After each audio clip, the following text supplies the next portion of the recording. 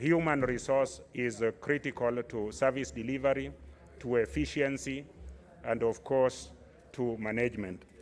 Now, Mr. Speaker, it is obvious that the officer in question has not been treated well. He was charged in court, a charge that was eventually dropped, and he's now being taken to a department for which he is not equipped to act or to serve the people of Tharaka Nithi. In support of this petition, I want to request both the area senator and the county government of Tharaka Nithi to make the best use of this officer by deploying this officer to the area for which he is qualified. This treatment is rampant among most of our county governments for mistreating their staff, for failing to encourage them, for not remitting statutory deductions. Mr. Speaker, most county governments will fail because they do not treat their workers well. If you read in the papers or if you listen to news, doctors have given a notice that they will strike, and I think this is indicative of the fact that we are mistreating our staff. So in conclusion, Mr. Speaker, this is a matter that the committee to which it will be referred to should look at it holistically, should look at it with a view of ensuring. What's your point of order, Senator? Speaker. Bogisho. Speaker, I don't know whether you notice people wearing caps in the House, and whether that is in order, Mr. Speaker. They are traditional. I'll make a ruling on that.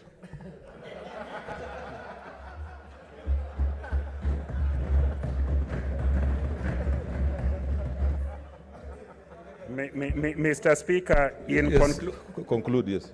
In conclusion, I want to request the committee to which this matter will be referred to look at it holistically, to ensure that employees of county government, public employees, are treated well, public employees are equipped or supported and given the right environment to serve the people of Kenya who reside in those counties. Thank you, Mr. Speaker. I support and encourage the petitioner to carry on. Okay, order members, I said I'm going to make a ruling. Is inappropriate to wear capes in the House. So I direct that you remove the capes with immediate effect. It's gross misconduct. Order. Yes, Senator Murkomen. Remove your cape first, Senator Murkomen. Okay. The Speaker, I rise on a point of order to, Mr. Speaker, first of all, the Senator Pogisho, when he stood, did not, Mr. Speaker, mention the point of order that he stood on. He didn't direct you to any order in the standing order. And he didn't say, Mr. Speaker, whether he was directing that question to Senator Mahmood, who has been wearing, Mr. Speaker, a cap for entire term, Mr. Speaker, for the last 3 years. No, 4 terms of parliament. And of course, I was not with him in the law house when he was wearing the same cap, Mr. Speaker. So, Mr. Speaker, this is not something to rush. Mr. Speaker, the member who is raising a point of order should rise on a specific order, standing order. Number 2, Mr. Speaker, your ruling, Mr. Speaker, must have determination as to the type of the cap he's talking about. And Mr. Speaker, you must listen to our side. Because, Mr. Speaker, people convert to different, even midstream, Mr. Speaker. And so if it's a religious cap, you must first listen to the part of those, Mr. Speaker, who are wearing. Mr. Speaker, I beg to... Order, senators. Senator Wetangula, you want to? Just hold on.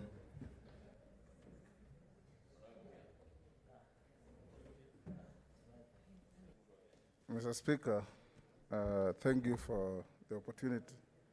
Mr. Speaker, the distinguished Senator for Elgeyo has purported to challenge the distinguished Senator for West Pokot and Majority Leader. Mr. Speaker, according to the Speaker's rules, Part 1, 5, senators are required not to enter the chamber, lounge, or dining room without being properly dressed. Very clear. This means that a senator shall be dressed in a coat, collar, tie, long trousers, socks, shoes, or service uniform, religious attire, or such other decent dress as may from time to time be approved by the Speaker. Mr. Speaker, what I'm seeing some senators wearing certainly does not fall within this description. At all, at all. And I want to encourage senators, Mr. Speaker, and I'm sure as a Speaker you will probably make the same direction, that this is a house of decorum. This is not a center of activism. This is a house of decorum. This is a legislation chamber. This is a house of revision. This is a house of reference. This is a house of wise men and women. And this is a house where the whole country looks at us as trendsetters in decorum and conduct. And Mr. Speaker, each one of us has the capacity and the ability and the will to come here and display feelings that we hold so dear or so recklessly. But it is not allowed and is not available to anybody to come and adulterate, so to speak, and violate the decorum of this house. If we want to be activists, Mr. Speaker, the streets of Nairobi are open. We can go and walk up and down. There is Kenyatta Avenue here, which is called Hakizetu Street, where we can go and walk and shout Hakizetu from morning to evening. But let's maintain the dignity and decorum of this house. And Mr. Speaker, the caps I'm seeing from my colleagues, and I have no problem with what you hold. I have every problem with conducting yourself in a manner that demeans the stature and status of our house. And all of us, when I see my brother from Mandera, my former ambassador, and ambassadors are well known for strict adherence to etiquette and good behavior. When I see them, Mr. Speaker, degenerating to a manner that is totally unbecoming and unhelpful, I feel very sorry for this house. Mr. Speaker, I have cited the rules, and they are very clear, and therefore what Senator Murkomen was challenging falls flat on its face. Order, members. Order. Honorable senators. Order, Senator Orengo. Honorable senators, you are aware that the whole world has been watching Senate for the last about 2 months. We have very serious business ahead of us. It is not in order for us to waste time on matters that are very clearly stated in our standing orders, in our rules, and the Speaker's rules. So what I'm seeing are not religious capes. I direct that you remove them so that we make progress on other matters in the House. It's so directed. Senator Musurube.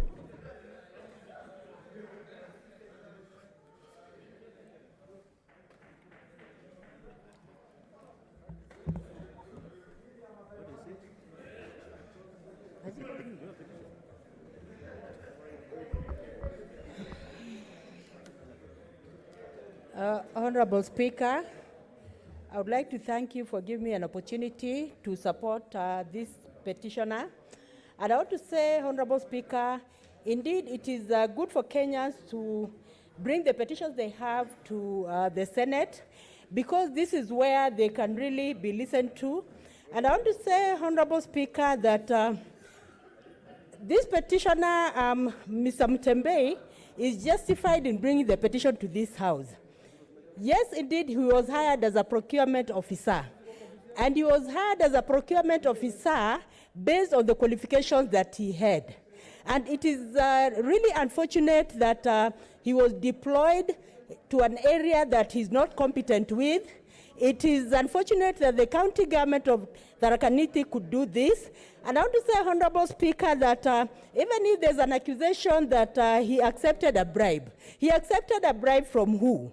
So the two, whoever gave the bribe and whoever took the bribe, should actually be brought to book. And I want to say, Honorable Speaker, that it is unfortunate that this action by the county is demeaning the profession of education. If Mutembei could be taken to education and he does not have the papers, Honorable Speaker, there's need to interrogate this. Because as Kenyans, we cannot waste our education. If Mutembei was educated to be a procurement officer, why should he be taken to education where he does not have the capacity, Honorable Speaker? And a lot of money has been spent on him. So I want to say that there's need for justice. There's need to ensure that we run with speed and ensure that this investigation is done and justice is done also for Mutembei, and it should not be delayed, Honorable Speaker, because it is unfortunate that people can be taken to areas where they're not competent, and where they're competent, they're now redundant. Honorable Speaker, thank you for the opportunity, and I hope that the committee that is concerned will actually do justice to this petitioner. Thank you, Honorable Speaker, for the opportunity. Senator Ali Abdullahi.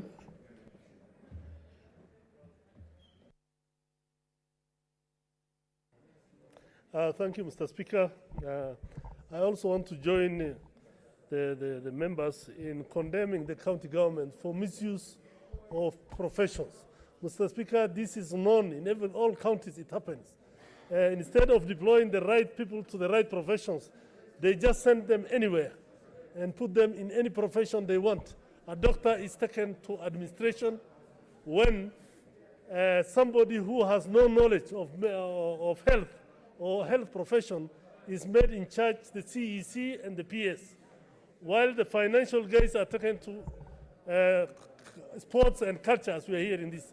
Mr. Speaker, I think this House should come up with something in which way, one way or another, to make sure that professions are respected and we follow what we know so that we are able to help our counties perform. But if we leave them do what they are doing now, then that's going to cause a lot of headache and it's going to cause a lot of problems, Mr. Speaker.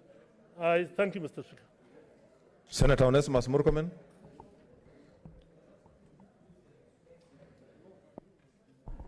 Mr. Speaker, this is, first of all, I'd like to appreciate the petitioner for believing and trusting in the Senate to deal with matters, employment of staff of county government. Mr. Speaker, it is clear from the petition that the petitioner is complaining about his deployment from one department to another. What must be recognized and appreciated of the county is that after the decision of the court, the petitioner was allowed to go back to work. The Speaker, it is the duty of the county public service, which must operate, Mr. Speaker, independently to assess the competences of the staff at the county level, and the staff should be willing and ready to serve. Mr. Speaker, there are a lot of people in the county and national government who would like to work in certain areas that are considered lucrative. Some of them are in the procurement department. Mr. Speaker, as a Senate, even as we consider this matter, we must not get ourselves to the situation of micromanaging county governments, particularly when they have to move staff from one department to another because they want to streamline the performance of that department, or, Mr. Speaker, to protect staff who could have been suspected, Mr. Speaker, of misappropriation of funds, that, Mr. Speaker, to protect them from going back to certain departments that have become familiar with. I think Mr. Mutembei should first be grateful that he still has a job to serve the people of Tharaka Nithi County. And Mr. Speaker must be ready to serve even in other departments in the county. And the Senate should, when we are dealing with this matter, should allow the county public service to freely, Mr. Speaker, find ways and mechanisms of deploying staff to different departments. And I'm saying this with a lot of respect because when change of guard will happen in 2022 again, some new governors will come to certain departments of the county.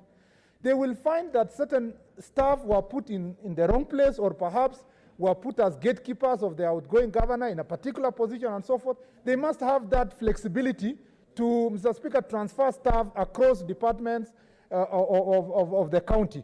And particularly when they are working around institutions or departments that affect the functioning of the county government, and particularly that will eventually affect the governor. Mr. Speaker, many governors here are now in court because some procurement officers, Mr. Speaker, participated on matters corruption. Of course, we are told some of them benefited directly. But Mr. Speaker, we cannot now then force governors and tell them, you must stick with that guy in that procurement department when they Mr. Speaker, have requested the county public service who will independently assess certain requests that come from the office of the governor on where to deploy staff for effective management of the county government. So while I appreciate the faith of Mr. Mutembei, having faith with the Senate, I also want to say that we must not stifle the right of county governments to run their affairs independently without micromanaging by the Senate. And as I say so, Mr. Speaker, let me just say in one sentence. The question of corruption is serious and procurement matters. Mr. Speaker, I wish we can be able as a Senate to ensure that I saw governors making some noise about our county public accounts committee. I expect the chair, Professor Ongeri, who is an experienced public servant, Mr. Speaker, to give reasoned response to the weighty allegations, Mr. Speaker, that came from the Council of Governors, that, Mr. Speaker, our committee is compromised in the manner in which they deal with governors. Mr. Speaker, we need as a Senate to acquit ourselves of these accusations and to deal with those governors, Mr. Speaker, regardless of, Mr. Speaker, whether we know them, they come from our political party. The nation is watching us to, Mr. Speaker, deal with those governors fairly and, Mr. Speaker, without favor. Because it is becoming now apparently clear that certain governors, Mr. Speaker, are not facing the consequence of the law because they are politically correct. And this Senate, Mr. Speaker, must not sanctify and clean. Mr. Speaker, must not be part of the dry cleaning process that some governors are taken through that has become very difficult to hold them accountable. And I want to request our party leaders out there, don't be party to these processes where governors come through your offices to look for cleanliness, Mr. Speaker, and to avoid, Mr. Speaker, facing the music and facing the law. Just because they sing and shout and finance your political parties, let them be held accountable by the people of Kenya and for the benefit of the people of Kenya. I thank you, Mr. Speaker. Kangata.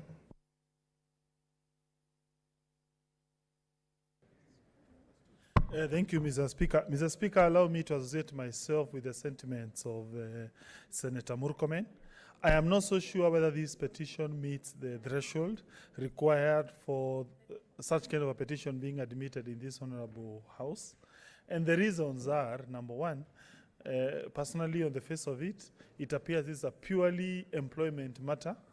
The issues raised therein ought to have been canvassed in an employment court.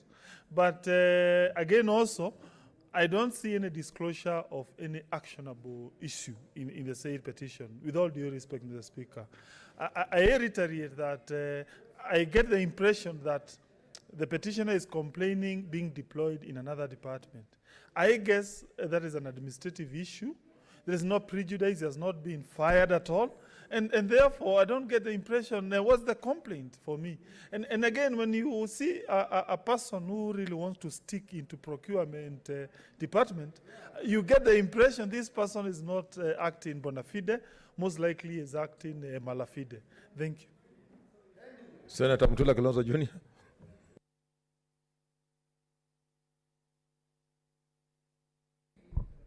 Speaker, at the time when we got a petition, somebody suggesting we should remove the cockerel and part of the coat of arms, I raised this concern.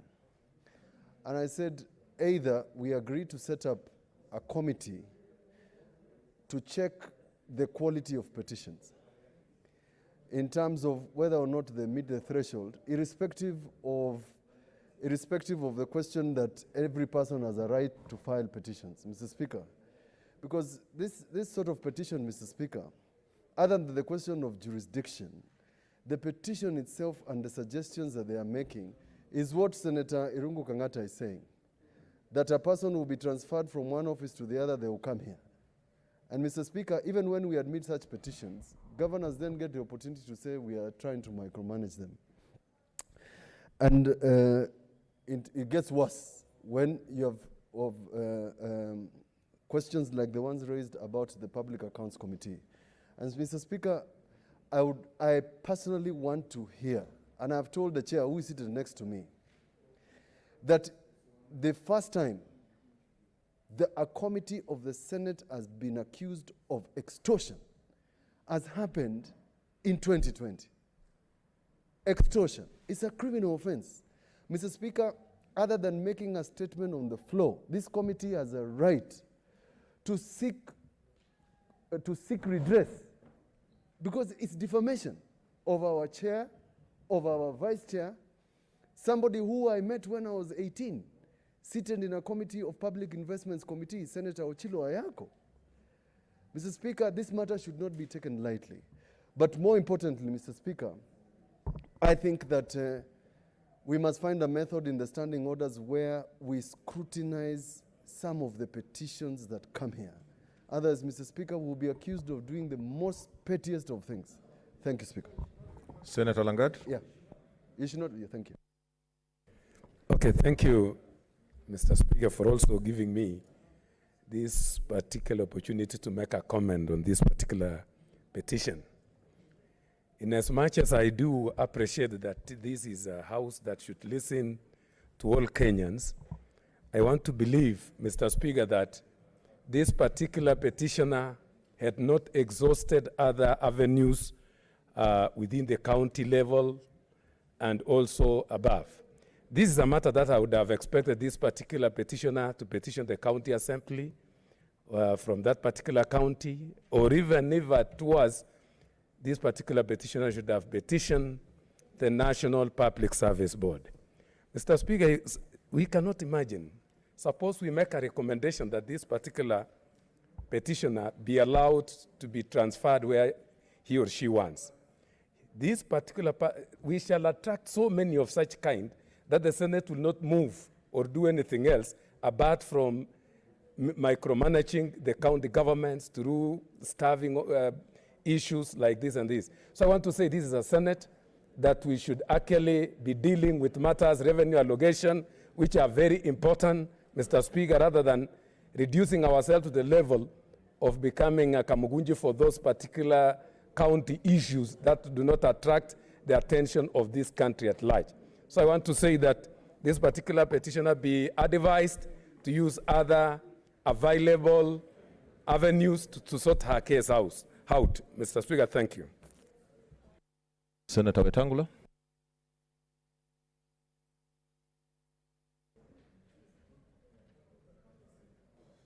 Mr. Speaker, when I heard you reading this petition, I turned to the senator next to me and I said, this is the most frivolous petition that has ever come to this House. Because, Mr. Speaker, a citizen tells us he was working in a department, he was accused of taking a bribe, he was taken to court, the case was withdrawn, he was not even acquitted, the case was withdrawn, then he is gratuitously taken back to his job and transferred to another department. And then he runs to the Senate and says that is wrong. Mr. Speaker, it is something that this House should not entertain. And those who process petitions before they reach your desk, Mr. Speaker, should, I think, because this is a matter, Mr. Speaker, at the very most, is a case of internal discipline at Tharaka-Nithi or a matter for labor courts, but not for this House. We have very serious issues out there, Mr. Speaker, that Wananchi have brought to this House. Fishermen being abducted on Lake Victoria and being killed, challenges with security on our Somali border, challenges of workers, which are still pending, Mr. Speaker. I want to urge, Mr. Speaker, that you, in fact, don't commit this petition to any committee because it doesn't meet the threshold of a petition. so that this House can only deal with more serious matters. I know, Mr. Speaker, that when people apply for jobs in public service, they commit themselves to work in any department. Yes, Senator Khaniri, what's your point of order? Mr. Speaker, as much as I agree with my elder brother, the Senator for Bungoma, that this is a frivolous petition, but Mr. Speaker, we must adhere to the rules that guide the proceedings of this House. Mr. Speaker, I want to follow the argument by my friend Senator Mutula Kilonzo that going forward, it is absolutely important that we set a threshold for the petitions that will come to this House. But for this particular petition, Mr. Speaker, since it's already here with us, we have rules that guide our deliberations, our proceedings, and I'm talking in particular in reference to Standing Order number 232, paragraph 1, that any petition that is presented to this House must be committed to a committee. As much as it's frivolous, Mr. Speaker, we must deal with it the way we deal with any petition that comes to the floor of this House. I therefore want to differ with my elder brother that this one should not be committed to a committee. Mr. Speaker, we have to live by our rules, but going forward, because if we continue admitting this kind of petitions, we'll an avalanche here. Mr. Speaker, we will not do the important things that we're supposed to do. So, Mr. Speaker, I want to differ with the Senator for Bungoma on the issue of committing the petition to a committee. I thank you, Mr. Speaker. Speaker, be that as it may, if this petition is committed to any committee, that committee should take the shortest time possible to dispose it of. Thank you, Mr. Speaker. Senator Cherargei. Senator Cherargei? Okay. What's your point of order, Senator Sakaja? Thank you, Chair. Mr. Speaker, is my mic on? Mr. Senator Speaker. Cherargei, take your seat. Okay. It's a point of order. Mr. Speaker, I don't know if my mic is, okay, it is on. Mr. Speaker, the House has discussed this petition for too long. And since it is likely to be committed to the Committee on Labor, which I chair, would I be in order, Mr. Speaker, to save the time of the House by just committing to deal with this in the shortest time possible tomorrow, so that we can go to, we have other items on the order paper, Mr. Speaker. We'll deal with it very fast, Mr. Speaker, kindly. Okay, Senator Cherargei, then we move on. Yes, Senator Orengo. There's another point of order. There's another point of order, Senator Cherargei. Mr. Speaker, the problem is that once it is committed to the committee, then the committee is bound by the Constitution. This petition is presented by a Kenyan. And you cannot dismiss the petition. Once you have accepted the petition, then you cannot summarily dismiss it without giving that person the power to be heard on the petition.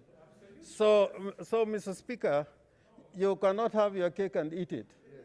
Once you direct this petition to the committee, then they must hear the petitioner in the shortest time possible.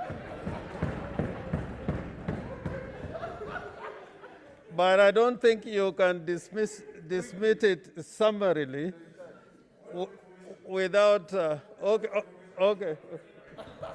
What's your point of information? Mr. Speaker. Senator Kangata, please wear your mask. And it's too close. And observe social distance.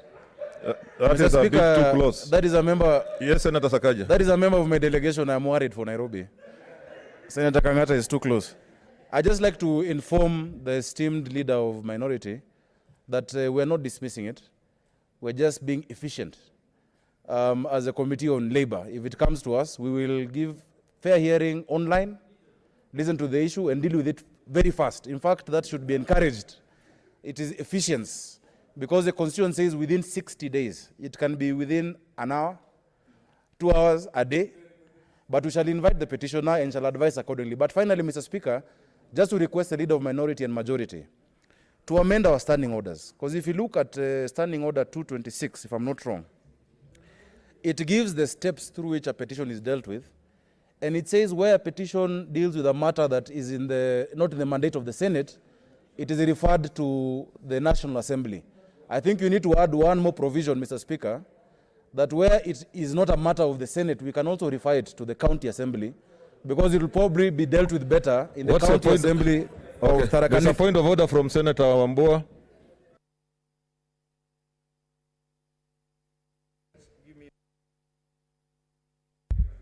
Okay. Thank you. Mr. Speaker, my point of order is that this petition has not yet been committed to any committee. The Senator of Nairobi is already telling us how he will deal with the petition when it appears before him. Mr. Speaker, he is doing two things. One is soliciting for business for his committee and also anticipating debate. Mr. Speaker, can you guide on that matter? Thank you, Mr. Speaker. Senator Lokoria, what's your point of order? Okay. Oh, thank you. Leader, you had not finished your point of order. Okay. Okay. Mr. Speaker, I do value that information, but I just want to agree with him that the shortest time possible with the right of hearing being granted to the petitioner, that is the efficiency. The only thing I was fearing that the shortest time possible may mean that is not heard. So on that basis, I agree with you entirely. And the right to be heard does not mean that it has to appear. There's a lot of material now on how people can get heard. So he can appear by written memorandum and all that. Thank you. Senator Petronila Were and Senator Wako from the other chamber start coming. Thank you.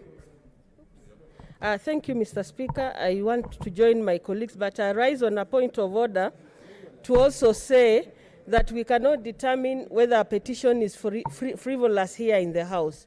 We must continue to allow Kenyans to have faith in Parliament, specifically in the Senate. So it's up to, before it reaches the House, it's up to the processes before it reaches the House.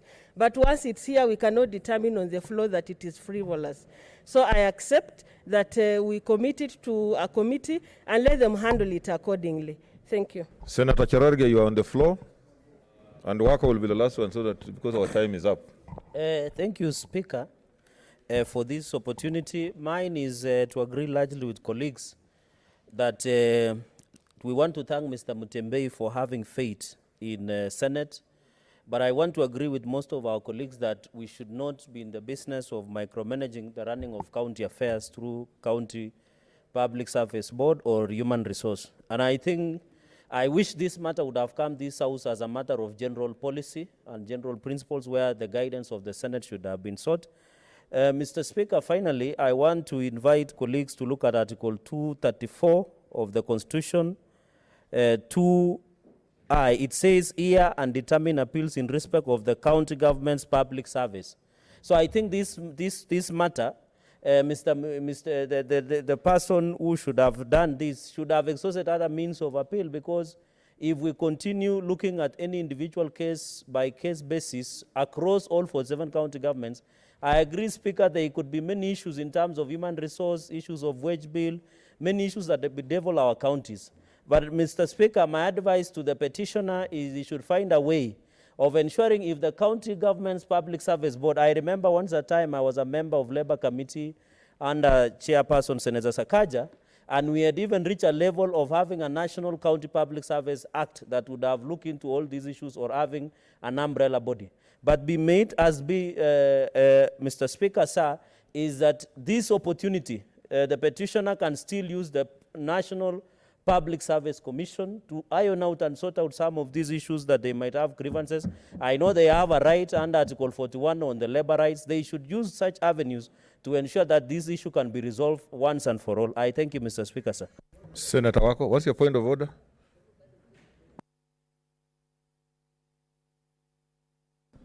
Speaker, I know you warned Senator Kangata, and as you can see... Order, Senator Kangata.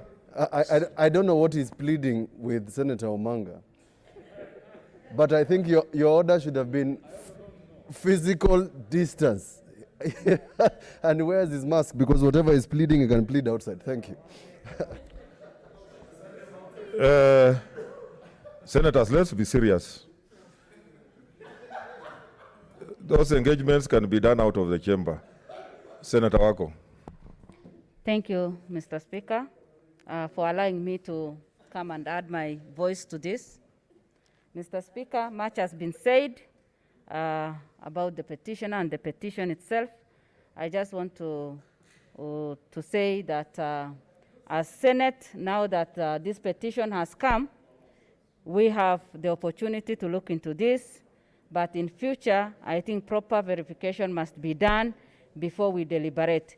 The issue of saying that we give it the shortest time possible, I think may not sound well outside there, because we are here to serve Kenyans, and the petitioner has the right to be heard, and we are here to create that listening ear. Mr. Speaker, I just want to say that now that the petition has come, let us give the petitioner the attention that this petition deserves, and also see how best we can handle. Mr. Speaker, again, important to note is that as we have been discussing the issue of revenue sharing, a lot of criticism has been based on the county government. The issue of corruption, which, if you follow, is stressed to the procurement department. And so many people are interested in that particular department because of many things which we may not know. And so let us give the petitioner the time to be heard. And I want to request even the chair of the Labor Committee so that they create enough time. And in future, we do not need to come here and say so many things, but at the beginning, those who look at the petitions can guide us, and we don't need to discuss other things. Because by saying what we have said, we are putting many Kenyans off, and that is not right, Mr. Speaker. So thank you so much. I support the petitioner and say that whether it is right or not, let us discuss, let us give it attention, and guide the House in the right way. Thank you. Okay, honorable senators. You freeze where you are, or sit. Senator Wako. Honorable senators.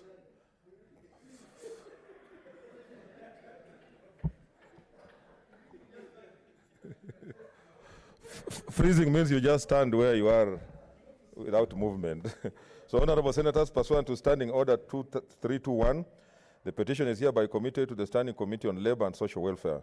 In terms of Standing Order 232, the committee is required in not more than 60 calendar days from the time of reading the prayer to respond to the petitioner by way of report addressed to the petitioner and laid on the table of the Senate. I thank you.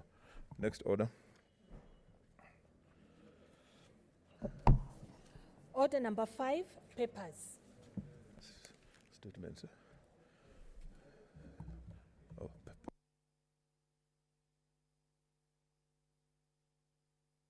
Chair, Ad hoc Committee on Mess.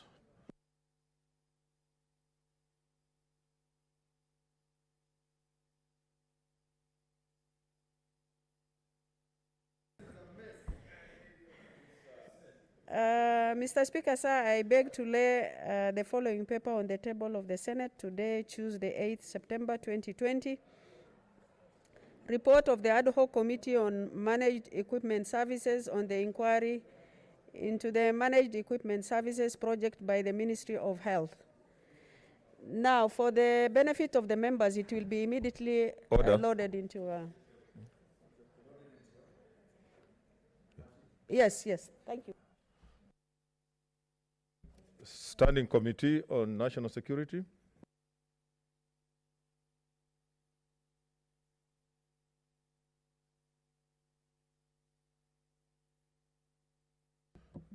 Do we have the Vice Chair? Okay.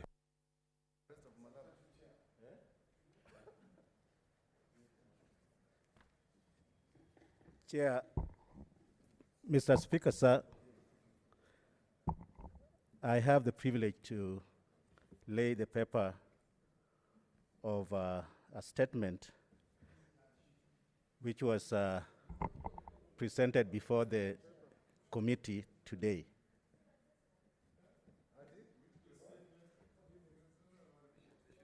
The statement of the arrest of the 3 senators. Is a report. Oh, yeah. It's a report, Mr. Speaker. I beg. What's your point of order, Senator? There's already a point of order. Sakaja, take your seat. Thank you. Mr. Speaker, I appreciate that there were changes in committees were done recently. And maybe there's not been an induction, but traditionally, even when you do that, you must say, I beg to lay. That is a tradition of Parliament. And then the other flowery language can come, the privilege and all that. But you must beg to lay and you lay. And So then I now say we just can read go to what is discuss. written there without getting into without a lot of trouble. But Mr. Speaker, I beg you do the induction soon, please.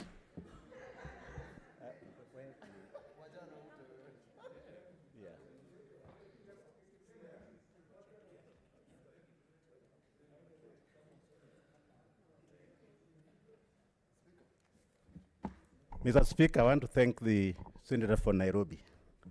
Mr. Speaker, I beg to lay the report of the committee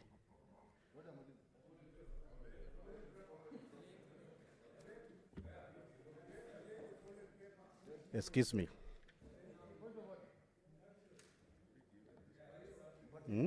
Oh, okay.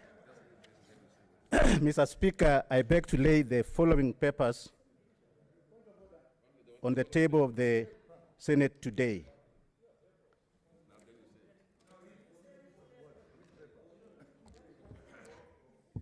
The report on the implementation of the directive issued by the Speaker of the Senate on Monday, 17th August 2020 regarding whereabouts of the 3 senators.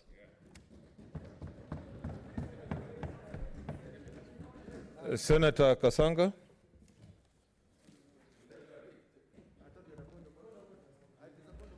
What's your point of order, Senator Malala? Mr. Speaker, I'm sure we'll have an opportunity to go through the report. But Mr. Speaker, I want to bring to your attention and to the attention of this House that last week I wrote a letter to your office. What's your point of order? Yeah, that's what I want to build on. The same issue. Yeah.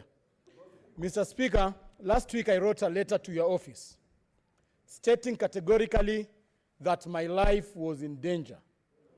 And Mr. Speaker, this is not a laughing matter. In my letter, I categorically stated the threats of my life.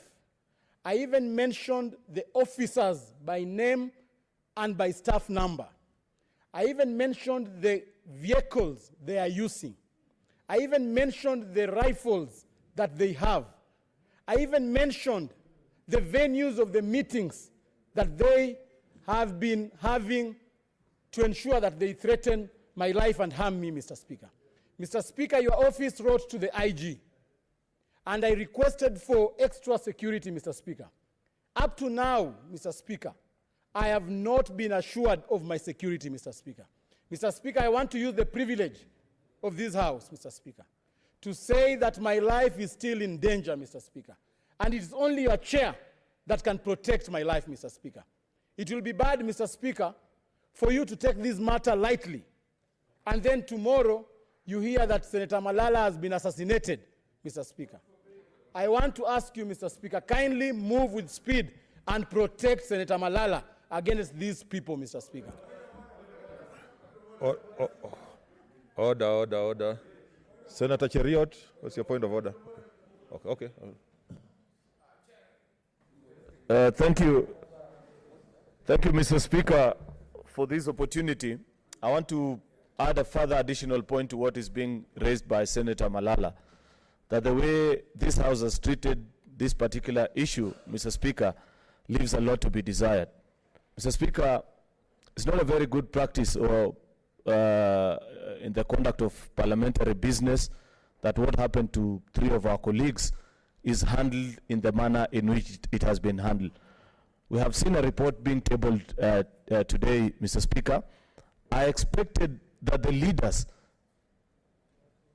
led by leader of majority, leader of minority, would at least have given priority to this report today before the conduct of any business, because a threat to the life of any colleague is an indirect threat to your life also as a member of parliament, because you do not know when is it that you will take a position that is unpopular to a dictatorial regime such as the one that is presiding over Kenya right now, and they'll come for your life, Mr. Speaker.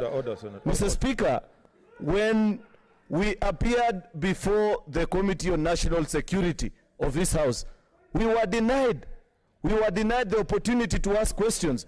In fact, you would have confused the chair and the vice chair for being PRO officers for the Minister for Interior, Mr. Speaker. Okay. It was shameful what happened. What's your point of order, and Senator? The further decision. Order, members. Mr. Speaker, Senator Bokisho. Allow me to, I'm about to conclude. Allow me to conclude. Okay, I'm on a point of order. Okay, order. Okay. I'm on a point of order, Mr. Speaker. Let him conclude. I'm on a point of order. Okay, let him conclude. Okay, let him conclude. Keep your cool, leader of majority. Order. Conclude. You know, leader of majority is my father. So he should allow his children to express their feelings without feeling agitated. Because if we are wrong anyway, he can later on use parliamentary opportunity available, even call me to his office later and advise me that you're out of order. But for now, leader of majority, allow us to say what transpired before that committee, that it was extremely unfortunate, Mr. Speaker, that as colleagues, when we went before that particular committee, first of all, number one, media was locked out. And this is not the first time. Today we want a ruling from you, Mr. Speaker, on this practice by this particular committee of kicking out the media. This is the second time that, the last time, Mr. Speaker, when we raised an issue on the issue of Huduma numbers, and the minister appeared before this particular, we must know what is the interest that members of this committee have with this particular minister, such that every time he appears before this House, media is kicked out, Mr. Speaker. On that particular day again, media was kicked out. Senators were not allowed the opportunity to ask questions. I felt a lot of anger and pain when Senator Cherargei tried just to raise a simple question. And you know, Senator Cherargei has had his fair share of run-ins with that particular ministry and the leadership. It was a fair opportunity for him to ask questions. He was shut down. The chair told him to his face that he's not needed in that committee. Therefore, Mr. Speaker, there are 3 issues that are before you, that before we proceed into the further order of business that is before you, you must give a ruling on, Mr. Speaker. No, order, members. Order.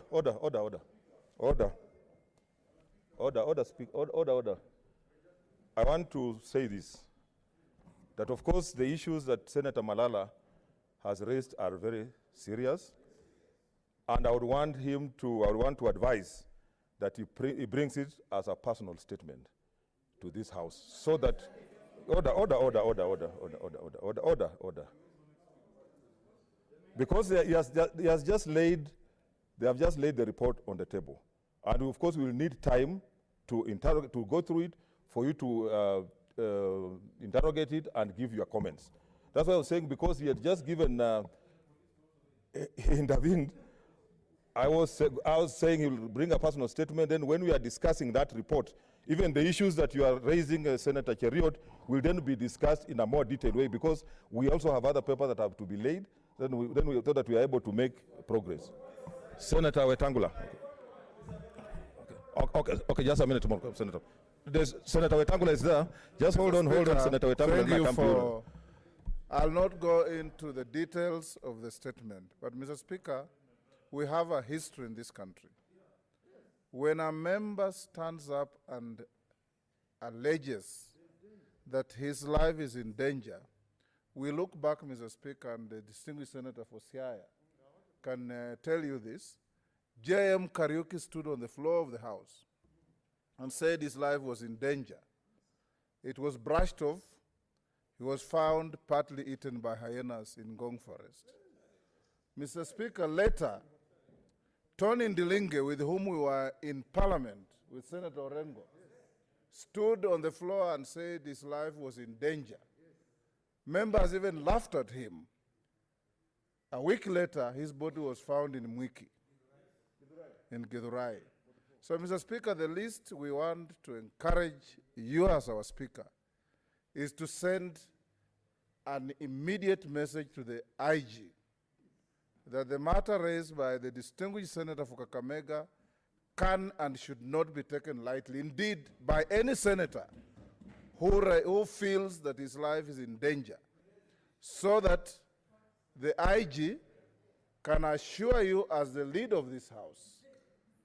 The IG can also assure the country that indeed, like he has a duty to protect the lives and the property of every individual Kenyan, he has an even greater duty to protect the life of a senator who is feeling apprehensive that his life is in danger. Senator Murkomen. Mr. Speaker, Mr. Speaker, I think you need to take this thing very seriously. Because, Mr. Speaker, it started with Cherargei, the Speaker, way before. It moved to Susan being denied security. It moved to me, my security, when I was removed as majority leader, my security was withdrawn. I had to call the president himself to return it. Mr. Speaker, it went to Sakaja. He was arrested, Mr. Speaker. And then we came here and laughed, and we're still joking across the country that it has something to do with ladies' lounge. Mr. Speaker, it moved from there, it went to the 3 senators. So, Mr. Speaker, it becomes that story of the German priest, Mr. Speaker, who said, when they came for the Jews, I didn't speak because I wasn't a Jew. When they came for the communists, I didn't speak because I was not a communist. When they come to the people of labor movement, I didn't because I wasn't a member of a labor movement. But by the time they came for me, there was no one to speak. Mr. Speaker, they will go around, these senators, on different issues that will be coming to this House, and then finally they will come for you. Mr. Speaker, and by that time, there is no one to speak because it looks like it's picking people around in this chamber. But most importantly, Mr. Speaker, a report has been laid. And Mr. Speaker, if you saw the confidence of the Vice Chair, he was not confident. It's not like he was struggling, Mr. Speaker, laying that paper. It's because it's not a paper worth being laid in this House. Mr. Speaker, we know Uta. We know Uta when he's confident. We know when he has done the right thing. You could see him shaking, Mr. Speaker, when he was here. And Mr. Speaker, I say so because apart from the committee, Mr. Speaker, apart from the committee rejecting media to go there, they did not invite Senator Malala to the committee. They did not invite Senator Langat to the committee. They did not invite Senator Lelekwe to that committee, Mr. Speaker, and we want to make it business as usual. Mr. Speaker, I don't believe that is a report that is what being called the Senate committee report. Senator Orengo, Leader of Minority. First of all, Mr. Speaker, let me just say one point as a preamble. I think we owe it to the Republic of Kenya that when there is a sitting of the Senate or of any committee and you intend not to allow the media, you must give a plausible explanation. And you don't give that explanation after the event. You give that explanation before. That happens in the courts. If you want the public or the media to not take part in the proceedings, the court must give reasons. And the Constitution says that if you want to make a decision which is adverse to any person who is interested in that decision, you must give notice or you must give a reasonable explanation. Me, for once, I would never tolerate a situation where the deliberations of the House, either in the committee or in plenary, are closed to the public. That is not possible in a democratic society.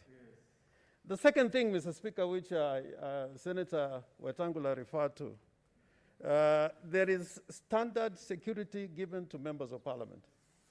Once that standard security is removed from any member of parliament, it is a matter of concern, not to that particular member, but to the Senate as a whole. I remember there was a time when the security of Senator Mudama was taken away from him. We brought that matter to the floor of the House, and the Speaker ensured that the security was returned. Yeah. So I think that now that Senator Malala has stood here and addressed this matter as a matter of public concern, it cannot rest. The Speaker, and I know already you had pointed out to me at some stage that the letter has reached you, but now that he has raised this matter on the floor of the House, something must be done. Mr. Speaker, the issue of security is very important. I was engaged in the murder, the trial of the murder of Dr. Uko. The first thing that happened was the security was removed from Dr. Ouko. And what happened subsequently is history. If there's a man that I thought he was good, holy, and religious, who should never have met that fate, it would be Dr. Robert Ouko. I remember a member of parliament for Nyeri, Honorable, what is his name, the tall, Waruru Kanja. Waruru Kanja stood in the National Assembly the way today Senator Malala has stood. And he said there was a lot of points of order against what he was saying. But Waruru Kanja said, I must speak because I want to tell the people of Kenya my life is in danger. I don't want to be found dead like Dr. Uko because I will not be able to raise that issue. So the fact that Senator Malala has raised this issue from the floor, I hope that immediate action should be taken. The inquiry can proceed, but the question of his security must be dealt with immediately, because if it is left in abeyance, then something will happen, and all of us who are here will feel collectively guilty. Because after the death of Dr. Uko, I know a lot of people felt very guilty because Uko had actually been pointing out to people that his life is in danger, and it looked like a story. I was in the House at that time when Dr. Uko was a very lonely figure. He used to sit on the front benches. He used to come to sit where we used to sit in the back bench with Abuya and Koigi, because he was sensing something was going to happen to him, but he was not courageous enough to stand up and say it. And now that Malala has spoken, let us forget our differences and think about his life.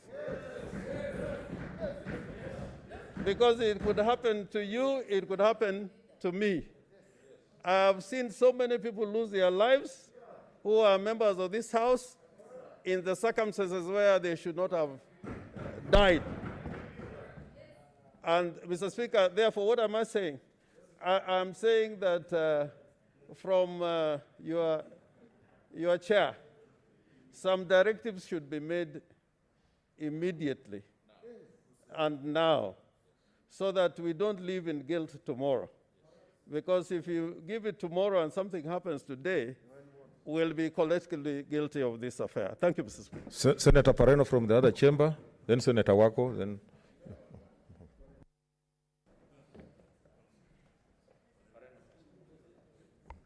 Mr. Speaker, I thank you for giving me an opportunity to comment on this issue of the security of members, Mr. Speaker. Mr. Speaker, I want to say that I'm a member of the Committee on National Security.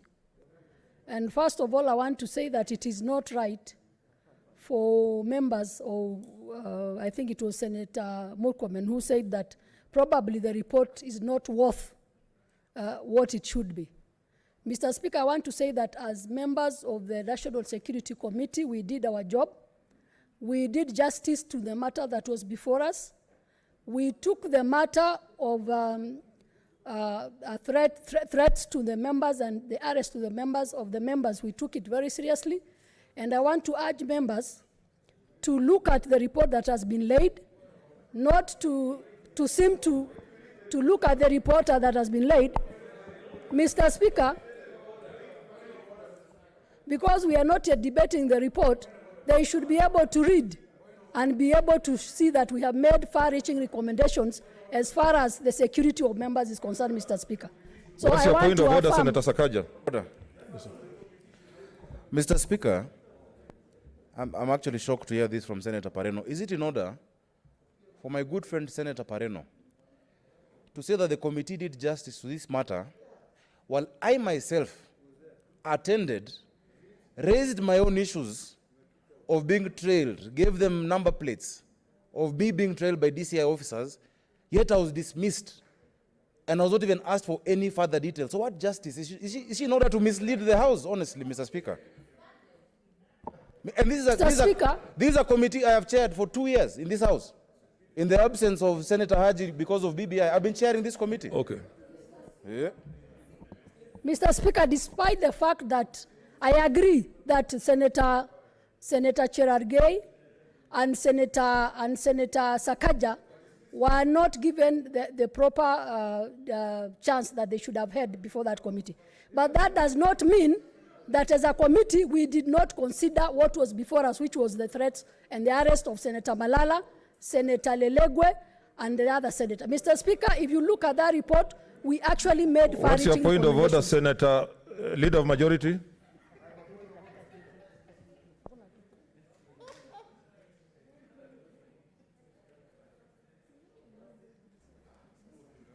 Speaker, it is basically on procedure, Mr. Speaker.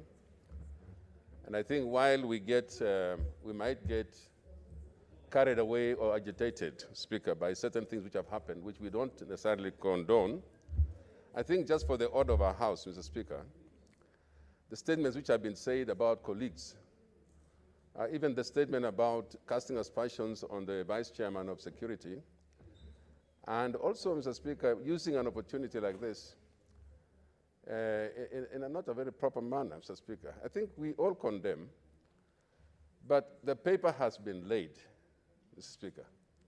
I think we're all going to look at the copies. We have already canvassed on it, and so I'm hoping, Mr. Speaker, that we can just follow our procedure. But I want to assure, Mr. Speaker, the members, including Senator Malala, that the matter has been raised, and you have had the opportunity to be heard. The Speaker has heard. We have heard. And so I think we'll move from here as the Speaker has been given. And Mr. Speaker, just guide so that we don't have to attack each other on matters like this. Thank you, Speaker. Senator, had you finished, Senator Pareno? I had given Senator Wako an opportunity. Senator Wako, then I will. Where is she? Are you finished, Senator Pareno?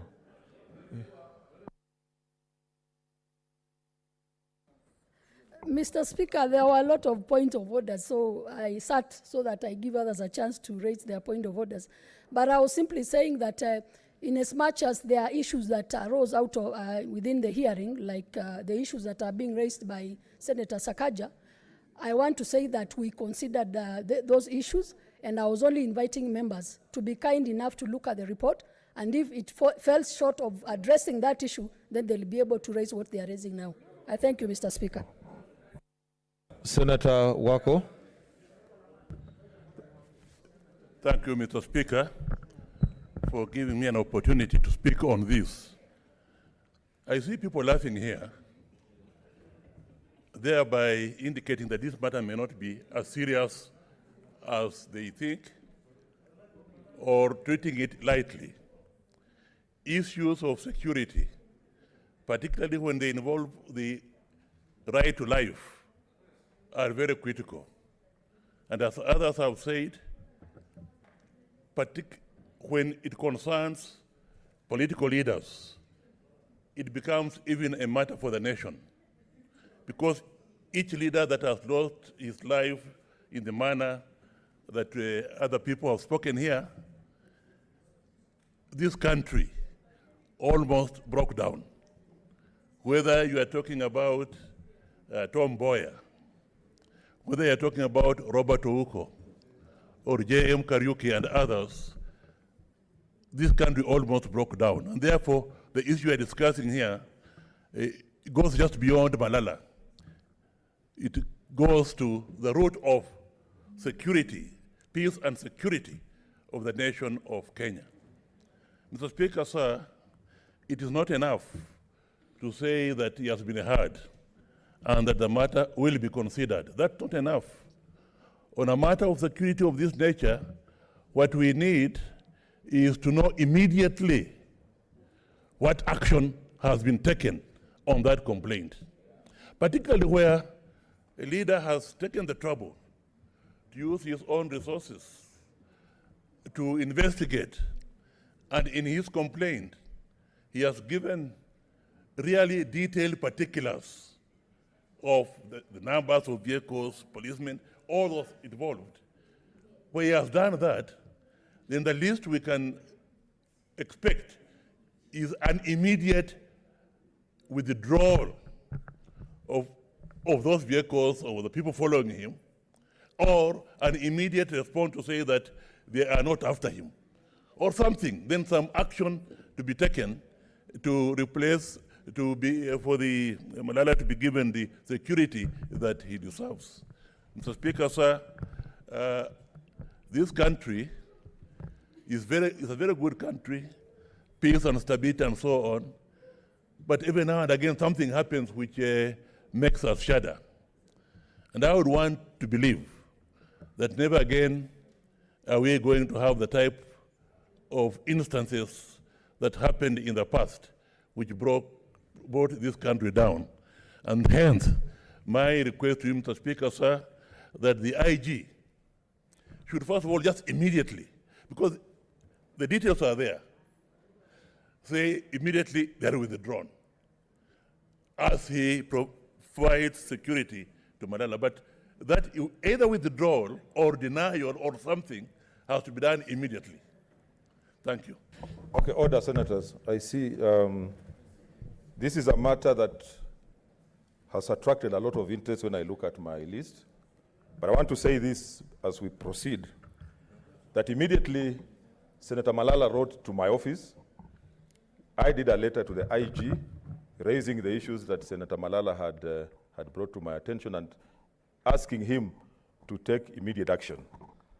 Of course, the paper has just been laid on the floor of the House, and this is what I wanted to direct because I know we shall have an opportunity to discuss this matter.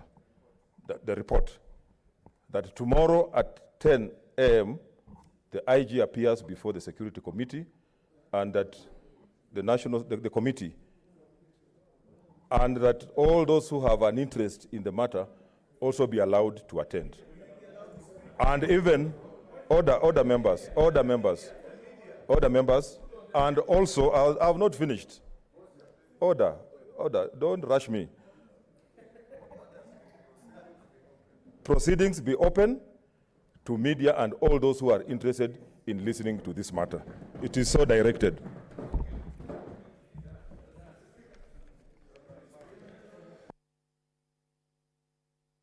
Senator Kasanga.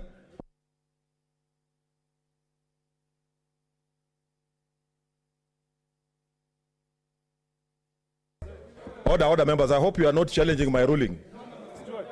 Okay. Yes, Senator Malala, then Mazayo, then Ledama, then Mohamud. Mr. Speaker, I want to thank you for your wisdom, but my worry is, does that direction guarantee my security tonight? That is my question. Does it Senator, guarantee my security, Mr. Speaker? It does guarantee your security. Tonight, because you are, even yesterday you were alive. And I'm hoping that you will still be alive tonight. I have not seen anything. Okay. Okay, Senator Mazayo, I'm coming. Asante Bwana Speaker. Bwana Speaker. Asante Bwana Speaker. Bwana Speaker, nakubaliana na uamuzi wako uliofanya. Lakini nilikuwa nataka kukuomba kitu kimoja Bwana Speaker. Bwana Speaker, yule mwenyekiti wa kamati ya justice na ya sheria na mambo ya human rights, haki za binadamu, pia yeye awe mmoja wa wale wanakiti ambao watakuwa katika hii kamati ambayo itakuwa kamati ambayo itaangalia wakati huyo IG amekuja hapa. Kitu cha pili, Bwana Spika, nilikuwa nataka kusema kwamba mimi mwenyewe nilikuwa ndani ya hiyo nyumba. Order, Senator. Order, senators. You know the rules that once the Speaker has made a ruling, that is final. We cannot go back on that matter. I have directed that the IG will come tomorrow, and all those who will be allowed to go there. I've made a ruling. Bwana Speaker. Order, members. Order, members. Order. Bwana Speaker. Order. Bwana Speaker. Order. Let us be order, members. Order, senators. Please. I have made a ruling on that matter. We cannot go back on that matter because then we are setting a bad precedent. I have said, order, I have said Malala's security, I'm on my feet. We are going to ensure that Malala's security is guaranteed. I have given that directive. And tomorrow when the IG comes, we'll look at it. Next order.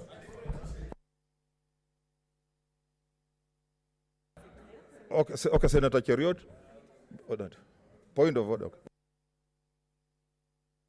From that one, Senator for Kilifi, Senator Stewart Mazawa has made a very humble plea to you, of which I want to request you, Mr. Speaker, that you grant that Justice and Legal Affairs Committee be enjoined in prosecuting this matter. The reason we are pleading with you in this matter, Mr. Speaker, is because we know how difficult it is to appear before the Security Committee.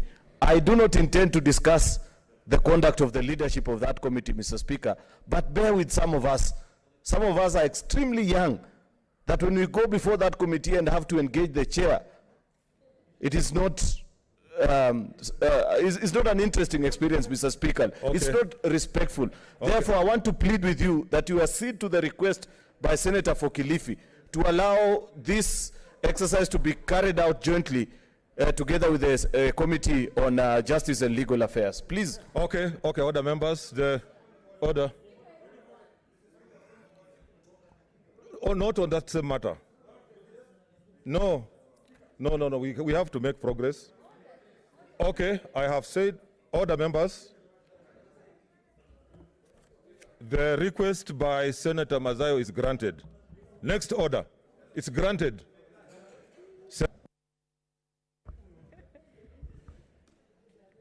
Mr. Speaker, sir, I beg to lay the following paper on the table of the Senate today, Tuesday, 8 September 2020.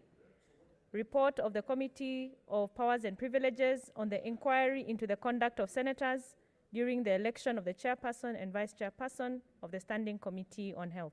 Thank you. Majority Leader.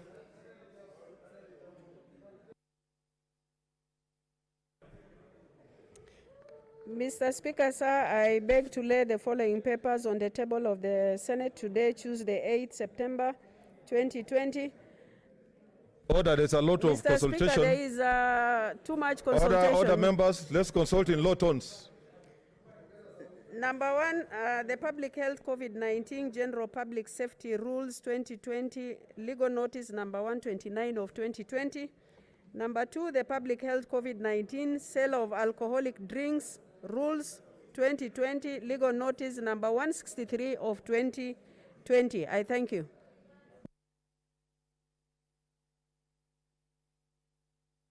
Finance Committee.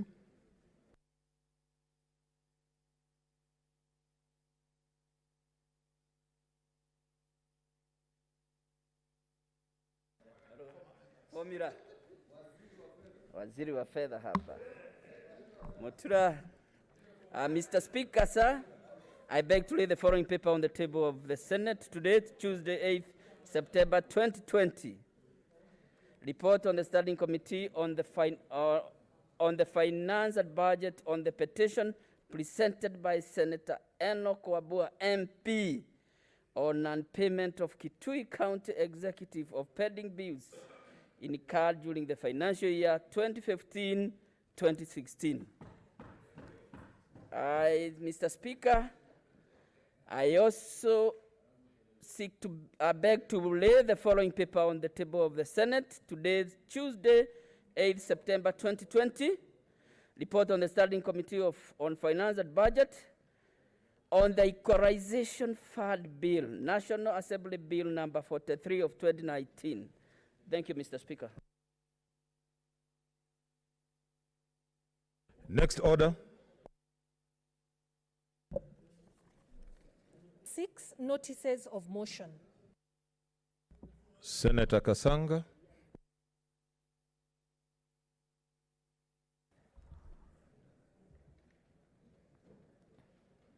I beg to give notice of motion for adoption of report of the Committee of Powers and Privileges on the inquiry into the conduct of the 2 senators, that the Senate adopts the report of the Committee of Powers and Privileges on the inquiry into the conduct of Senator Beatrice Kwamboka MP and Senator Mary Seneta MP during the election of the chairperson and vice chairperson of the Standing Committee on Health, laid on the table of the Senate on Tuesday, 2nd, 8th September 2020.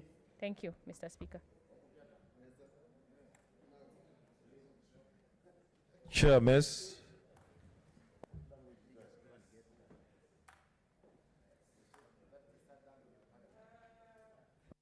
I wish to give notice of the following motion, that is adoption of the report of the ad hoc committee on managed medical equipment services. The Senate adopts the report of the ad hoc committee on managed equipment services on inquiry into managed equipment services project by the Ministry of Health, laid on the table of the Senate on Tuesday, 8 September 2020.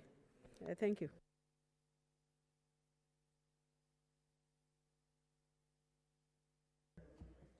Senator Musuruve.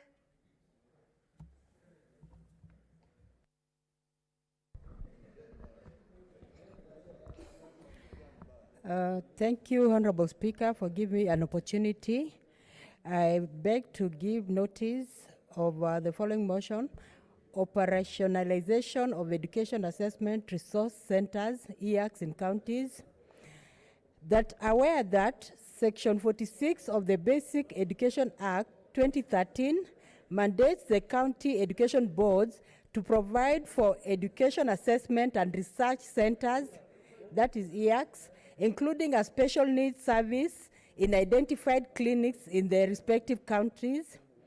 Further aware that the functions of the EACs as provided by the Act include the study of children with special education needs within the county, the giving of advice to parents and teachers as to appropriate methods of education for such children in suitable cases, provision for the special education needs of such children in the identified clinics, and the giving of advice to county education boards regarding the assessment of needs of any child under special needs education for purposes of any of the provisions of the Basic Education Act 2013, noting that given the critical role EACs play in assessment, placement, and early intervention of children with special needs, EACs countrywide are currently in a dilapidated and dysfunctional state. Now, therefore, the Senate calls upon the county governments to operationalize Section 46 of the Basic Education Act 2013 by 1, ensuring that EACs in the respective counties are fully furnished and adequately staffed, and 2, working in tandem with the national government to develop a national policy on EACs that will define the expected service delivery in accordance with internationally set standards and regulate the terms of employment for the staff. Thank you, Honorable Speaker.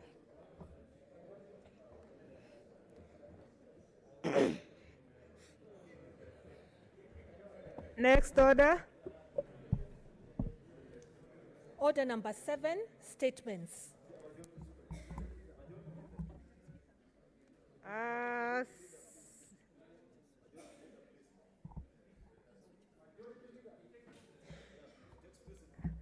The first statements are 47-1, Senate.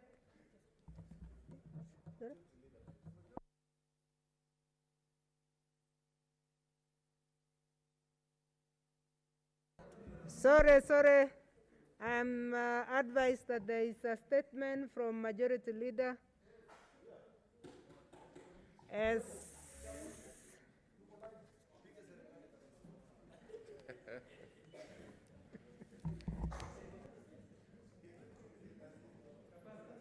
Madam.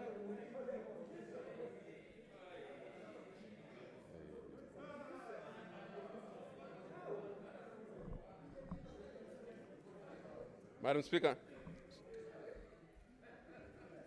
I'll ask for your indulgence on this one. It's a statement pursuant to Standing Order 52. Order, members. Let's give audience to the Majority Leader. Speaker, Madam Speaker, I rise pursuant to Standing Order 52.2 of the Standing Orders to make a statement concerning access by county governments to their share of nationally raised revenue for financial year 2020. What's happened to the volume? Is it my problem?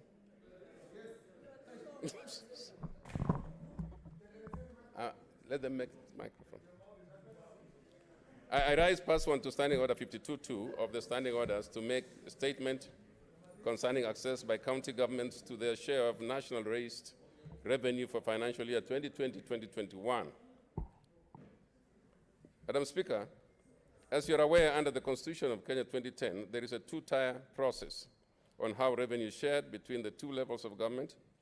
In the first instance, and pursuant to Article 218, 1A of the Constitution, Parliament considers and passes the Division of Revenue Bill, which provides revenue raised nationally divides revenue raised nationally between the national and county levels of government. In this respect, the Division of Revenue Act of 2020 was passed by Parliament and assented to on the 22nd April 2020. In the second instance, and pursuant to Article 218, 1B of the Constitution, Parliament considers and passes the County Allocation of Revenue Bill, which allocates among counties the revenue allocated to the county level of government on the basis determined in accordance with the resolution passed under Article 217 of the Constitution. The County Allocation of Revenue Bill 2020 was published on 17th April 2020, read the first time on 21st April 2020, second reading, debate on the bill commenced on the 5th of May 2020 and was adjourned pursuant to Standing Order 105 to allow the Senate to consider and pass the third basis for allocating revenue among counties, the share of national revenue that's annually allocated to the county level of government. The passage of the County Allocation of Revenue Bill 2020 is predicated upon the resolution made by the Senate pursuant to Article 217 of the Constitution, considering that the second generation formula has lapsed. Madam Speaker, Article 224 of the Constitution provides on the basis of the Division of Revenue Bill approved by Parliament under Article 218, each county government shall prepare and adopt its own annual budget and appropriation bill in the form and according to the procedure prescribed in an Act of Parliament. However, while a reading of Article 224 would seem to imply that the budget process at the county level of government is determined by the Division of Revenue Bill, it should be noted that Article 224 is operationalized where there is a subsisting basis for the horizontal allocation of the county government's share of nationally raised revenue among counties. Madam Speaker, a consideration of this synopsis of events therefore reveals that with respect to this financial year, we are in a very unique situation where the vertical allocation of counties is ascertainable from the Division of Revenue Act, while the horizontal allocation determined by the County Allocation of Revenue Bill is yet to be ascertained, as it depended upon the resolution of the Senate under Article 217 of the Constitution. Madam Speaker, the budget-making process and allocation of revenue between the two levels of government is not merely an academic exercise. At the heart of the public governance is the delivery of public service. The efficient and effective delivery of public services is dependent on resources. The delay in passage of the County Allocation of Revenue Bill not only represents a delay in the transfer of funds to county governments, but is likely to result in the crippling of services at the county level of government. We are almost at the end of the first quarter of this financial year, and no transfer has been made to county governments. A delay in the determination of allocations due to county governments will ex ante cause disruption in the budget-making process for county governments and ex post affect the effective implementation of the budget. These two scenarios therefore beg the question whether county governments have a remedy within the law that would allow limited access to their share of the nationally raised revenue. I would like to first call your attention to the provisions of Section 134(1) and 2 of the Public Finance Management Act, which provides if the county appropriation bill for a financial year has not been assented to, or is likely to be assented to by the beginning of a financial year, a county assembly may authorize the withdrawal of money from the county revenue fund. Money withdrawn under the subsection 1A may be used only for the purpose of meeting expenditure necessary to carry the services of the county governments during the financial year concerned until such a time as the relevant appropriation law is passed. And B, may not exceed in total one half of the amount included in the estimates of the expenditures submitted to the county assembly for that year. So, Madam Speaker, the provisions of Section 134 of the Public Finance Management Act, however, contemplate that the option of votes on account would arise where the Division of Revenue Bill and the County Allocation of Revenue Bill have been passed, and for whatever reason, a county assembly has not passed an appropriation bill.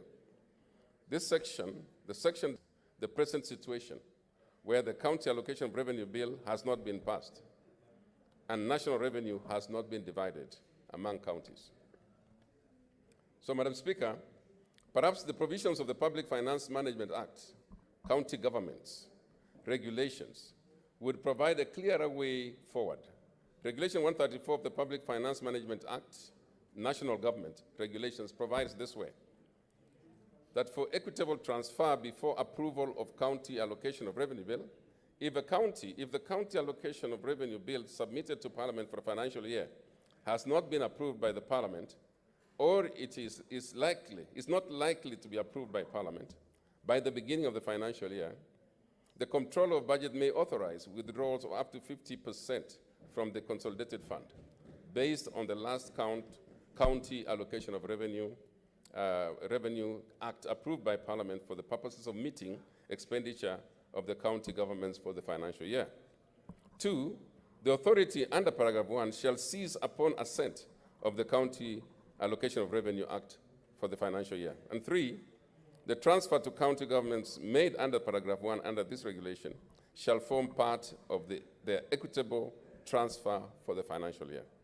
It is prudent to remember that these regulations are made under authority conferred on the Cabinet Secretary under Section 205 of the Public Finance Management Act and under the principles espoused under Article 94(5) of the Constitution. It is my unequivocal position that whereas the principle of Act does not deal directly with the question of transfers in the absence of County Allocation of Revenue Act, the regulations are clear on the remedy available to counties.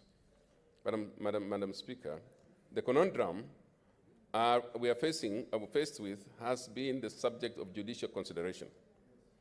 In advisory opinion number 3 of 2019, the Council of Governors and 47 others versus Attorney General and 6 others, the question of funds transferred to county governments in the event of a delay in the process of enacting Division of Revenue Bill was canvassed by the Supreme Court. The following constitutes the court's ruling on the matter.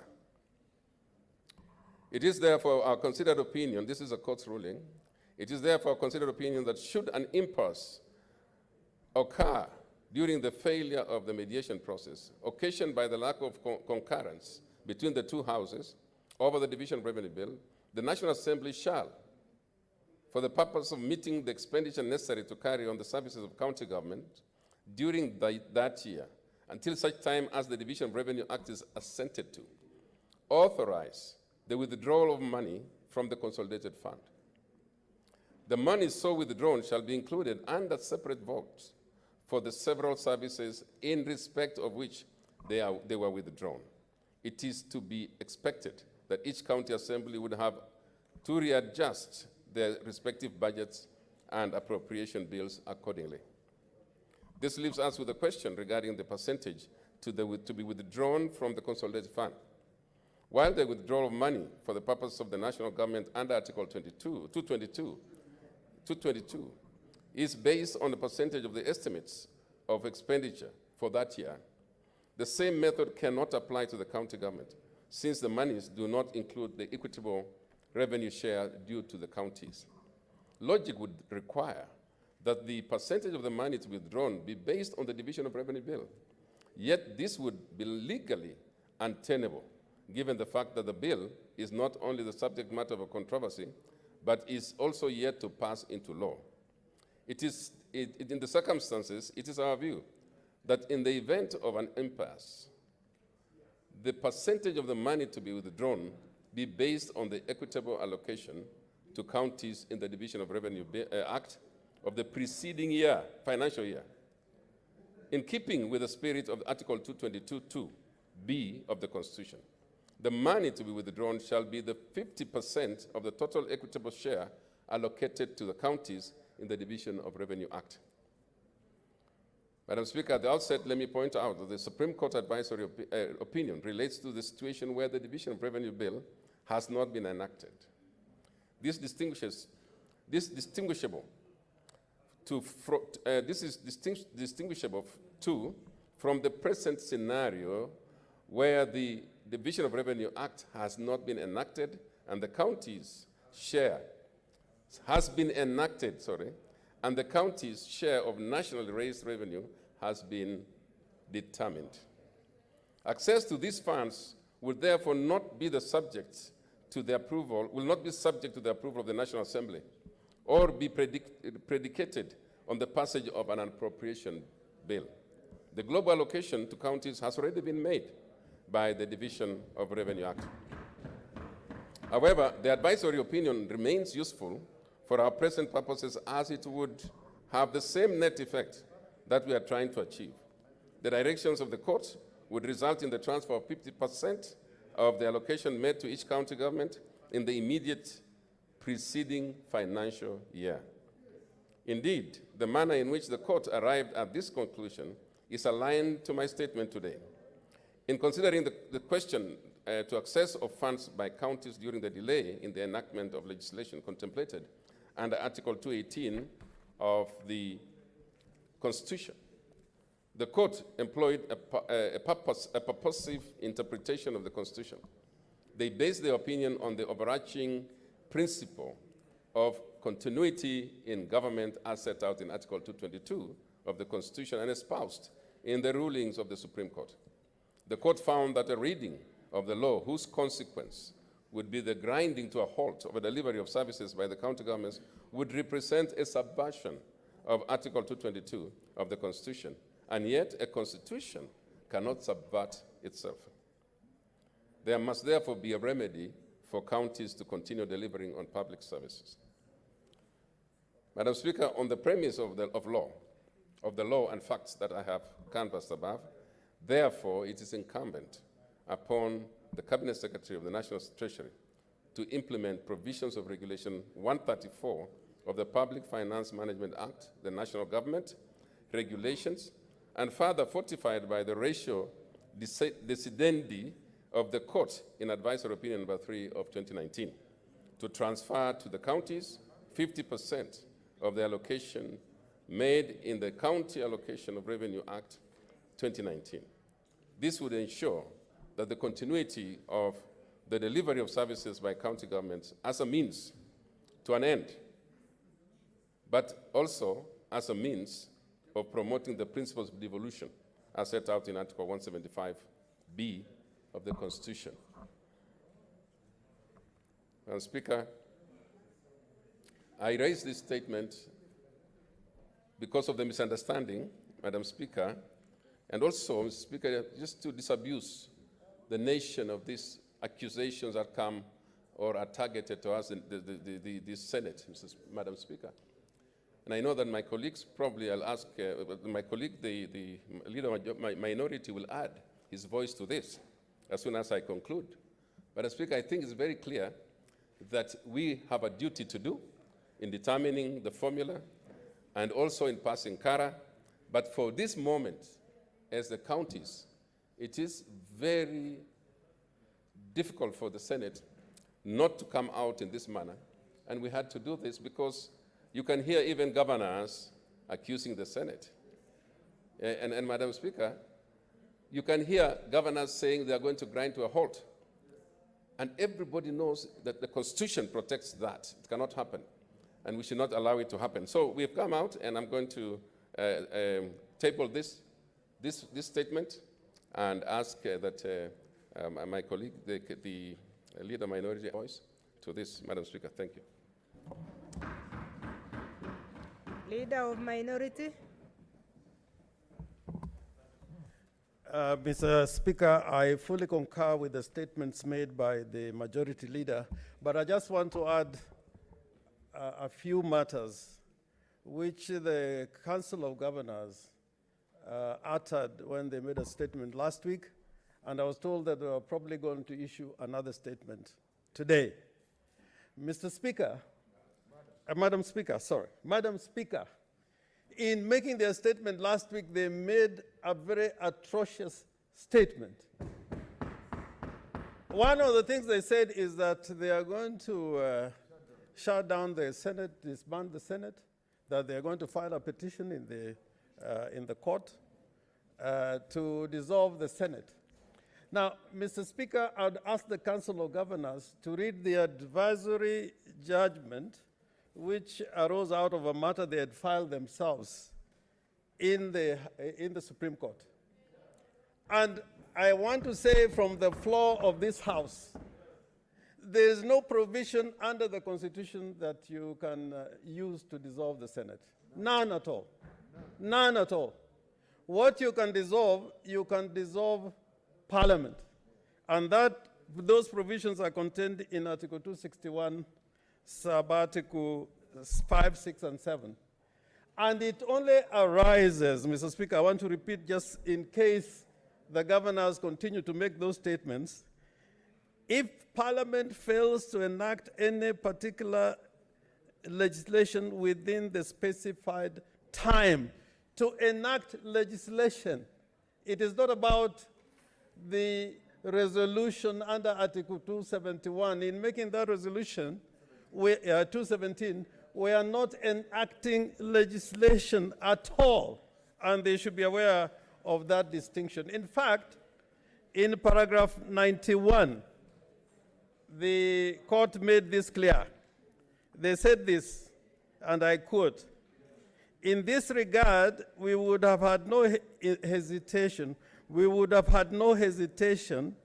to invoke the provisions of this Article 261 of the Constitution had the Division of Revenue Act been one of the legislations unequivocally or at least tangentially included in the 5th schedule." They said they would have done it if it was one of the bills that are contemplated in the schedule. So I just want to tell them that, it is impossible for them to dissolve the Senate in these particular circumstances. And Article 217 makes it possible for us not to have an impasse, because Article 217, sub-article 7, says that when there is no resolution, the previous resolution, and I think it is Senators Okongo Mugeni, Senior Counsel, pointed this very clearly, that Article 217, sub-article 7, says that a resolution under this article that is approved under Clause B shall be binding until a subsequent resolution has been approved. So, Mr. Speaker, Madam Speaker, as far as I'm concerned, there is no constitutional crisis, there is no impasse, and the Cabinet Secretary to the Treasury has the legal instruments, both on account of these constitutional provisions and on account of those provisions that have been cited by the majority leader. The second thing which the governors uttered, which were completely uncalled for and atrocious, and had a statement where they were saying that, the senators are extortionists. They said, and I heard, that the Senate, we are extortionists. Now, Mr. Speaker, if you take any newspaper on a daily basis on matters relating to Anti-Corruption and Economic Crimes Act, you are more likely to find a governor on the first pages of the newspaper. Even today's newspaper, I don't see a picture of a senator here. It is all governors. It's all governors. And this has not occurred because it has just happened. It's because somebody has gone and made a complaint. I would advise the governors to go to Integrity House and make a report that on such a day, there was a senator who asked me for a bribe or I witnessed an event of extortion. But this kind of wild statements, this kind of sensational statements are shameless and uncalled for. In fact, I would have thought the Council of Governors would sit together and said, we are an endangered species. What do we do in order to survive? Because at this rate, they are likely not to survive. Just on the newspaper alone, there are 8 of them. And I don't see a single senator. Whenever you see the Senate on the first page, it is on something else which is political and not, yeah. So this is a statement that should not have come from the governors at all. And Madam Speaker, finally, I would want to say this on this issue, which is very important as far as I am concerned, that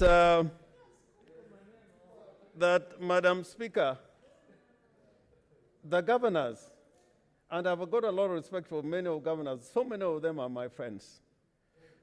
If those who attended the burial of Governor Laboso in the middle of contention of how much money should go to the counties, it was the governor, the chairman of the council, who is my party leader, who said 316 million is enough. What are we complaining about? What are we complaining about? It is them meeting with the executive who said that 316 billion shillings is enough. When we were struggling to make sure that we get what the counties deserve, and they refused. In fact, if governors knew their work in the county, they should have supported the Senate to the hilt. But now they want the money. They want the money. They want not only this money that they are being given by Parliament, they want the COVID money also. They want the box. Yeah, they want the box. But they don't want oversight. They don't want to account. What type of people are these? Woe unto them! And Madam Speaker, there's an article in the Constitution, Article 104, where you can recall a member of Parliament. I am very proud to say that for these 10 years, I have not heard of any constituency where members of a particular constituency are calling for a recall of a member of the Senate. Not even once. But if you want to go by the number of impeachment motions that are waiting or have been posted, there are so many that I don't think we have even the capacity to deal with all of them, if at all they land here. So in conclusion, Madam Speaker, I want to say that the governors should live up to the mandate and the job they were given. If they want money, they must be oversighted. If they think there's a crime committed by senators, they should go to Integrity House or Vigilant House or Uko Karibu na Karura Forest. They make a complaint. We are not above the law, but it cannot be an excuse for them to run away from oversight and audit by institutions of government. Thank you, Madam Speaker. Thank you, Senators, Senate members, honorable senators. I am guided by the resolution of the House Business Committee today that we will take only those two statements, that statement under 52.2, and it will not attract any debate for now. Thursday, when we come together, we will really dispose some of the things that we have. So I'm saying this because I have seen a number of requests, and I wanted to mention that we will move, therefore, to the next order. Thank you. Next order.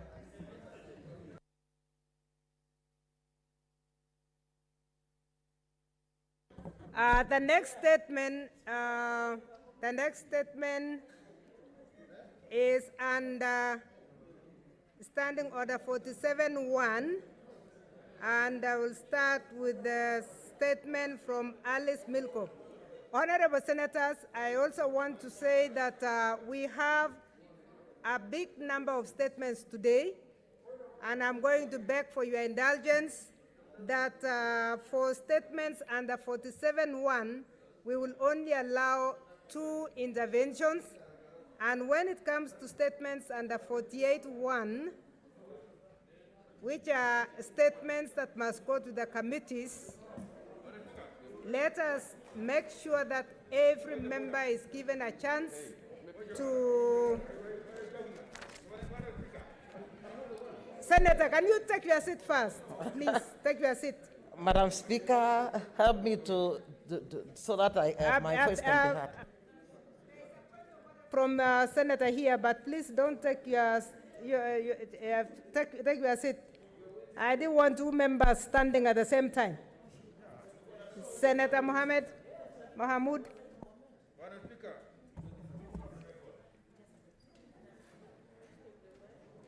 Give him the mic, please. Madam Speaker, I'm sorry to say this, but on a matter of that importance, on a matter which the whole country is waiting for funds to the counties, a statement was issued by the leader majority in this House. You ruled that the Senate Business Committee this morning decided nobody should contribute. In fact, on other statements which are very trivial, we allow 15 minutes to be done. Madam Speaker, it's in order for the chair to gag the Senate. On the same? Yes, Senator Juriat? Yeah. Madam Speaker, we want to humbly plead with you that this is a very important statement that has been issued by the leader of majority. The character and conduct of Senate is on trial.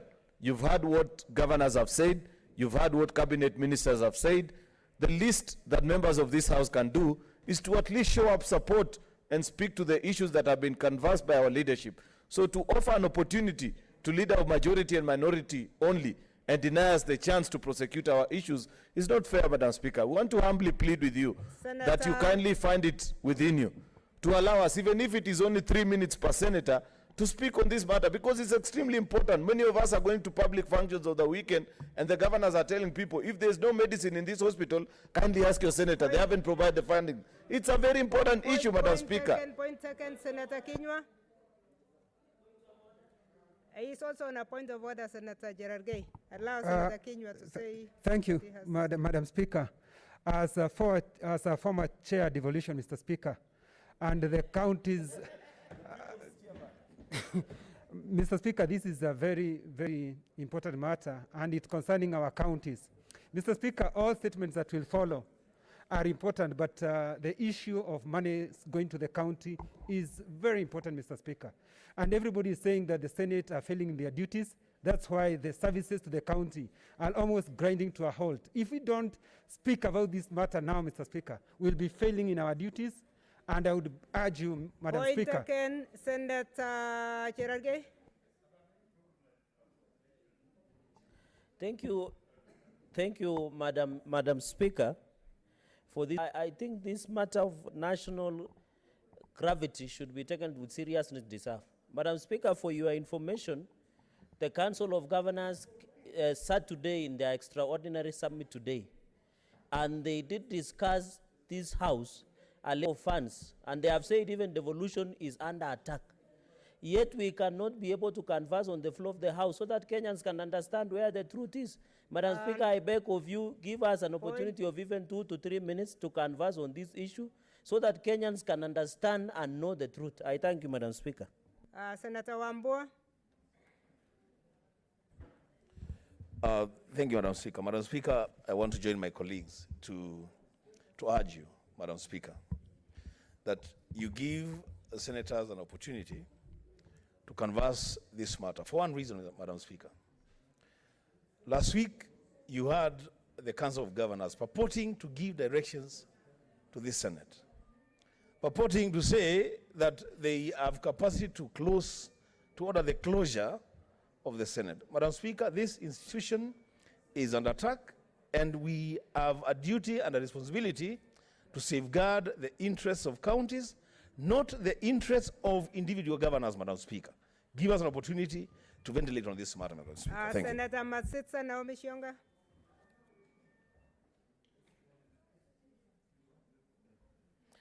Thank you, Madam Speaker. I'll add my voice to my colleagues.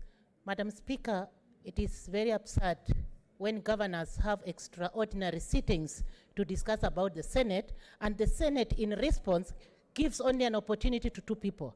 It is my urge that if you give us also an opportunity to defend ourselves, because the matter that is affecting the